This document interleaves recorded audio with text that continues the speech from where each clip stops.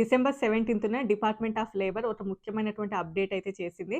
ఎవరైతే హెచ్-1బీల మీద వర్క్ చేస్తున్నారో వాళ్ళ యొక్క సాలరీస్ ఇంపాక్ట్ అయ్యేటటువంటి విధంగా దానికి సంబంధించినటువంటి ఇన్ఫర్మేషన్ అయితే ఈ వీడియోలో షేర్ చేద్దాం అనుకుంటున్నాను. ఇంకెవరైనా మొదటిసారి మన ఛానెల్‌ని చూస్తున్నట్లయితే తప్పకుండా సబ్స్క్రైబ్ చేసుకోండి. వీడియోకైతే లైక్ చేయండి. ఎవరికైనా యూజ్ అవుతది అనుకుంటే షేర్ చేయండి. సబ్స్క్రైబ్ చేసుకోవడం మర్చిపోవద్దు. తప్పకుండా వీడియోకైతే లైక్ చేసి చూడడం స్టార్ట్ చేయండి. కొంచెం ఎక్కువ మందికి పుష్ అవుతది మన వీడియోస్ అంతే. ఇంకా టాపిక్‌లోకెళ్తే department of labour H-1B related సాలరీస్‌ని అయితే హైక్ చేయాలని చెప్పేసి ప్రపోజల్ చేసింది. ప్రెజెంట్ అది ఓఎంబీలో అంటే office of management and budget లోపల రివ్యూకైతే ఉంది. అక్కడ రివ్యూ అయిన తర్వాత అది ఫెడరల్‌లోకెళ్తది. ఆబ్వియస్‌లీ మనకు తెలుసు కదా! పబ్లిక్ కామెంట్ అందులో కూడా ఓకే అయినట్లయితే ఆ తర్వాత దెన్ ప్రాసెస్ అవుతది. అసలు దీని యొక్క స్టోరీ ఏంటి? అండ్ ఏం చేయాలి అనుకుంటున్నారు? దీని యొక్క కాన్సిక్వెన్సెస్ ఏంటి అనేసి కూడా చూద్దాం. దీనిని ఓఎంబీలో మెన్షన్ చేశారు. కాకపోతే దానికి సంబంధించినటువంటి ఇన్ఫర్మేషన్ ఎక్కడ కూడా షేర్ చేయలేదు. కాకపోతే ఆ పోస్ట్‌కి పెట్టినటువంటి పేరుని బట్టి almost last time Trump administration ఉన్నప్పుడే ఇలాంటిది ఒకదాన్ని ట్రై చేశారు. ఆల్రెడీ ఆ టైం లోపలనే మొత్తం ఇన్ఫర్మేషన్ అయితే ఇచ్చారు. దానిని బేస్ చేసుకొని ఏంటంటే ఈసారి కూడా సేమ్ అలానే ఉండబోతుంది. ఇంకా ఆ పోస్ట్ పేరు వచ్చేసి improving wage protection for H one B and permanent employment in the United States. ఎవరైతే యూఎస్ఏలో ఉంటున్నారో హెచ్-1బీల మీద వర్క్ చేస్తున్నారో ఆ పర్మనెంట్ ఎంప్లాయ్‌మెంట్ వాళ్ళ యొక్క సాలరీస్ హైక్ చేయాలి అని చెప్పేసి. లాస్ట్ టైమ్ కూడా సేమ్ ఇలాంటిది ఒకదాన్నయితే తీసుకొనొచ్చారు కాబట్టి సేమ్ ఈసారి కూడా అలానే చేస్తున్నారు అని చెప్పి అండ్ దాని యొక్క ఇన్ఫర్మేషన్ ఇవ్వకున్నా కూడా లాస్ట్ టైమ్ దానిని బేస్ చేసుకొని అందరూ సేమ్ అప్పటిది నేమ్ అయితే కొంచెం చేంజ్ చేసి అయితే ఈసారి తీసుకొనొస్తున్నారు అని చెప్పి. ఇంకా last time Trump administration final స్టేజ్‌లో ఉన్నప్పుడు దీనిని తీసుకొనొచ్చారు. ఆ తర్వాత అడ్మినిస్ట్రేషన్ చేంజ్ అయిపోయింది. ఆ తర్వాత ఇది అవ్వలేదు. సేమ్ లాస్ట్ టైమ్ కూడా ఇదే name strengthening wage protection for the permanent and temporary aliens in the United States. Name కొంచెం అటు ఇటు చేంజ్ చేసి ఈసారి కూడా దీనిని స్టార్ట్ చేస్తున్నారు అని చెప్పేసి. లాస్ట్ టైమ్ ఇప్పుడు అయినా కానియండి ఈవెన్ 2025 అయినా ఈవెన్ 21లో అయినా కూడా చాలా వరకు ఎవరైతే హెచ్-1బీల మీద వర్క్ చేస్తుంటారో వాళ్ళని కొంచెం చీప్ లేబర్ అని అంటూ ఉంటారు. దాని మీద చాలా వరకు డిబేట్స్ కూడా నడుస్తూ ఉంటాయి. అంటే కంపెనీస్ ఏవైతే ఉంటారో వాళ్ళేంటి అంటే మాకు బయట నుంచి ఎంప్లాయీస్ రావాలి, షార్టేజ్ ఉంది అని చెప్పడం. బట్ అమెరికన్స్ ఎవరైతే ఉంటారో షార్టేజ్ లేదు, ఏమీ లేదు కానీ జస్ట్ వాళ్ళు చీప్ లేబర్ చాలా తక్కువకి పని చేస్తారని చెప్పేసి వాళ్ళని తీసుకొచ్చుకుంటున్నారు అని చెప్పేసి ఇది ఎప్పటినుంచో ఉన్నదే. ఆబ్వియస్‌లీ ఇప్పటికి అదే కంటిన్యూ అవుతూ ఉంటది. సో, ఇలాంటివి చాలా కూడా వింటూ ఉన్నాం కాబట్టి ఈ చీప్ లేబర్ అనేది ఇది కొంచెం పోవాలి అంటే ఈ వేజ్ లెవెల్ చేంజ్ అవ్వాలి. And at the same time యూఎస్‌కి కూడా కొంచెం టాక్సెస్ ఎక్కువగా వస్తుంటాయి. అండ్ ఇలాంటివి చాలా బెనిఫిట్స్‌ని చూసైతే దీనిని తీసుకొనొస్తున్నారు అని చెప్పి. బట్ ఇప్పుడు ఇంకా ఇది రివ్యూ స్టేజ్‌లోనే ఉంది. వన్స్ ఇది రివ్యూ స్టేజ్ నుంచి నెక్స్ట్ ఫెడరల్ లోపలికెళ్ళాలి. ఆ తర్వాత నుంచి అది ఇంప్లిమెంట్ అవుతదా లేదా అనేది తెలుస్తది. కాకపోతే ప్రెజెంట్ వీళ్ళు చేసేటటువంటి ఫాస్ట్‌ని చూసి అంటే ప్రెజెంట్ ఏదైనా కూడా ఇంప్లిమెంట్ చేయడానికి చాలా ఇంట్రెస్ట్ చూపిస్తున్నారు కాబట్టి ఈసారి తప్పకుండా ఇది అయ్యేటటువంటి ఛాన్సెస్ ఉన్నాయి అని చెప్పి. ఇంకా కంపెనీస్ ఏవైతే ఉంటాయో నిజంగా వాళ్ళకి నీడీ ఉంది అని అనుకుంటేనే తెచ్చుకుంటారు ఎంప్లాయీస్‌ని లేకపోతే లేదు అని చెప్పి. అండ్ ఆల్రెడీ మనం చూసాం కదా! ఈసారి ఈ వేజ్ లెవెల్ ఏదైతే ఉందో దానిని అది ఐ మీన్ లాటరీ ప్రాసెస్ ఏదైతే ఉందో దానిని కూడా చేంజ్ చేస్తున్నారు. సాలరీ బేస్డ్ తీసుకొనొచ్చారు. దాని గురించి నిన్ననే వీడియో చేశాను. ఇంట్రెస్ట్ ఉన్న వాళ్ళు చూడండి. అండ్ సేమ్ అలానే ఇది కూడా ఏంటి అంటే ఫర్ ఎగ్జాంపుల్ ఏదైనా ఒక కంపెనీలో గనక 100 పీపుల్ వర్క్ చేస్తున్నారు అని అనుకోండి.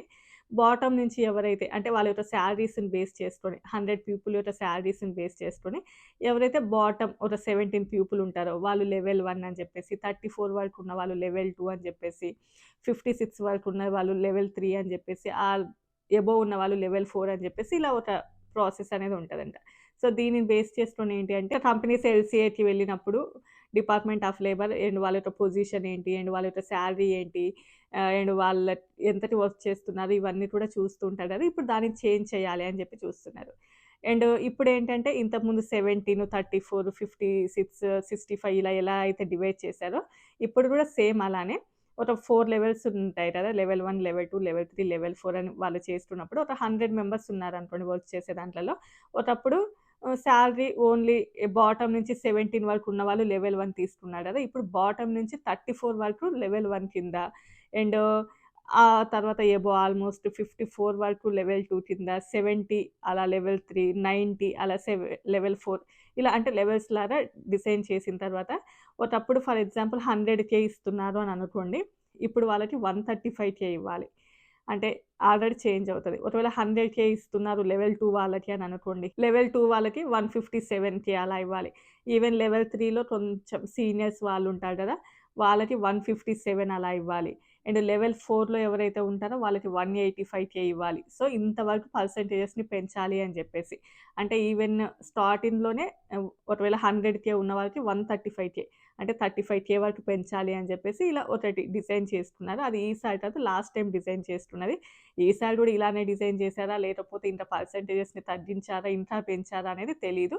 వన్స్ మాకు ఇంత ఫెడరల్‌లో అప్పుడు రిజిస్టర్ అయిన తర్వాత మొత్తం బయటకొస్తది. ఇప్పుడు రివ్యూకెళ్ళింది కాబట్టి లాస్ట్ టైమ్ ఎలా అయితే అనుకుంటున్నారో ఈసారి గూడా ఇలానే పర్సెంటేజెస్ ఉండొచ్చు అని చెప్పి. ఇంకా లెవెల్ 4 అంటే ఆర్కిటెక్ట్, లీడ్ వాళ్ళుంటారు. ఇలా అంటే ఫర్ ఎగ్జాంపుల్ చెప్పాలంటే ఒకప్పుడు ఇచ్చేదానికంటే ఎక్కువ పర్సెంటేజ్ ఇవ్వాలి.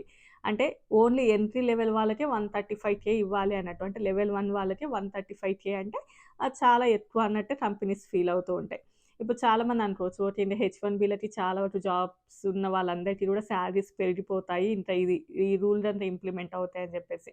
ఆ రూల్ ఇంప్లిమెంట్ అవుతే సాలరీస్ పెరుగుతాయా లేదా అనే విషయం పక్కన పెడితే చాలా వరకు కంపెనీస్ ఏంటి అంటే అంత ఓన్లీ అంటే లెవెల్ 1లోనే 135K అంటే అంత పెద్ద మొత్తంలో పెంచాలి అంటే అవి ఇంట్రెస్ట్ చూపిస్తారా లేదా అని జెప్పేసి.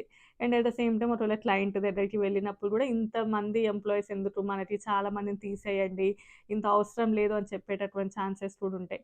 ఈవెన్ ఎవరైతే టెంపరరీగా వర్క్ చేస్తూ ఉంటారో మీరు కాంట్రాక్ట్ బేస్ మీద వర్క్ చేస్తూ ఉంటారో వాళ్ళని కూడా తీసేసి లేదు పర్మనెంట్ అమెరికన్ వాళ్ళనే పెట్టుకుంటాము అనేటటువంటి ఛాన్సెస్ కూడా ఉంటాయి. సో, వీటన్నిటిని దృష్టిలో పెట్టుకొని లాస్ట్ టైమ్ ఇలాంటిది ఒక ప్రాసెస్ తీసుకొనొద్దాము అని అనుకున్నప్పుడు, ఇలా తీసుకొస్తే చాలా వరకు లే ఆఫ్స్ జరిగేటటువంటి ఛాన్సెస్ కూడా ఉంటాయి అని చెప్పేసి, అప్పుడు దీనిని సరిగ్గా లేదు అని చెప్పేసి క్యాన్సిల్ చేశారంట. సో, బట్ ఈసారి కూడా దీనిని క్యాన్సిల్ చేస్తారా? లేకపోతే ఇది ఇంప్లిమెంట్ అవుతదా? ఇది ఇంప్లిమెంట్ అవుతే చాలా వరకు లే ఆఫ్స్ జరుగుతాయి అని చెప్పేసి, కంపెనీస్ ఎంట్రీ లెవెల్‌లోనే అంత సాలరీస్ ఇవ్వలేదు అని చెప్పి, ఆల్రెడీ యూఎస్ఏలో ఉన్నటువంటి హెచ్-1బీలకి చాలా వరకు జాబ్స్ పోయేటటువంటి అవకాశం ఉంటది. వన్స్ ఇదంతా ఓకే అవుతదని ఎక్కువ మంది క్రిటిక్స్ వాళ్ళు చెప్తున్నది. బట్ ఇంకా మళ్ళీ ఫర్దర్‌గా ఎప్పుడైనా ఎల్‌సీఏ ప్రాసెస్‌కి అలా ఎళ్ళినప్పుడు ఇలా న్యూగా ఒకవేళ ఇది ఇంప్లిమెంట్ అవుతే వాళ్ళ యొక్క సాలరీ మీద ఇది గనుక ఇంపాక్ట్ అంతా చూపించలేదు అనుకోండి. అంటే వాళ్ళ సాలరీస్ అంత హైక్ అవ్వలేదు. ఇప్పుడు న్యూగా ఎలా తీసుకొస్తున్నారో తెలీదు. లాస్ట్ టైమ్ ట్రంప్ అడ్మినిస్ట్రేషన్ ఉన్నప్పుడు దాన్ని బేస్ చేసుకొని చెప్పడమే. సో, వన్స్ ఒకవేళ మీ సాలరీ లోపల ఎలాంటి చేంజ్ గనుక కనపడకపోతే అప్పుడు అక్కడ కూడా మీది రిజెక్ట్ అయ్యేది. అంటే ఐ మీన్ ఎల్‌సీఏకెళ్ళినప్పుడు గూడా ప్రాబ్లమ్ క్రియేట్ అవ్వచ్చు అని చెప్పి. సో, ఇంక దీని మీద ఏమవుతది? నిజంగానే ఇది ఓకే అవుతదా? లేదా? అనేది ఇంకా మనకి ఫర్దర్‌గా తెలుస్తది. ఏదైనా అప్డేట్ వస్తే తప్పకుండా వీడియో చేస్తాను. సో, వీడియో నచ్చితే లైక్ చేయండి, షేర్ చేయండి, సబ్స్క్రైబ్ చేసుకోండి. Bye bye.